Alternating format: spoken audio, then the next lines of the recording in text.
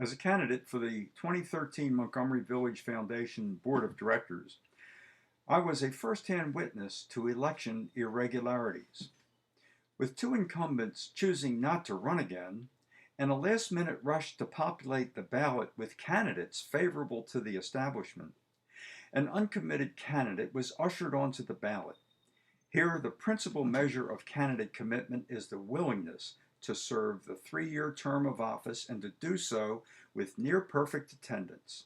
Unfortunately, this was not the case here. In an election where homeownership is the primary eligibility requirement for candidacy, this candidate had her house up for sale throughout the election process and saw it sold a month after the election. Serving for only a month, this board member then resigned. I would like to share my residence time testimony at the May 23, 2013 MVF board meeting. I object to the MVF Board of Directors action for a special election of an open board seat. Homeownership in Montgomery Village is the primary eligibility requirement for candidacy in the MVF board election. This election to fill an open board seat is closely related to the homeowner eligibility requirement, since a recently elected MVF board member was forced to resign because she sold her house after serving as MVF board member for only a month. But there is more to this story. This candidate had her house up for sale throughout the election process. What was she thinking? Not only that, MVF staff members knew of this and did not disclose the fact nor attempt to clarify the candidate's intentions, despite a duty to do so. What were they thinking? As the fourth candidate in this race for 3 board positions, I was denied a seat on the board because of these irregularities. Specifically, failure of the candidate to disclose her intentions with respect to the homeowner's eligibility requirement at the time of application submission deadline on January the 4th, at the nominating committee meeting to confirm candidates' eligibility on January 9th, or at the candidates forum on January the 12th. Failure of MVF staff administering the election process to disclose the known fact that the candidate's house was up for sale, allowing the candidate's homeowner eligibility intentions and actions to stand silently unquestioned. These conditions should invalidate her confirmation as MVF board member. If the 2013 MVF board election is to be considered fair and honest, I urge the MVF board to right this wrong tonight by abrogating the need for this special election to fill an open board seat and confirming my appointment to the board. Just prior to the MVF board action to declare a board vacancy, the president of the Montgomery Village Foundation made the following statement in direct response to my residence time objection. I want to set the record straight on Don's point. Elena was a member in good standing. Yes, some of us were aware that Elena was trying to sell her house, but no one knew when it would sell.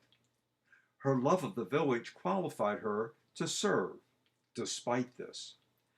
Should the criteria be changed to ask about an application's intention? Yes, perhaps so. The nominating committee rules should be brought up to date. This will be a subject of discussion going forward. Well, my takeaway from this statement is the following.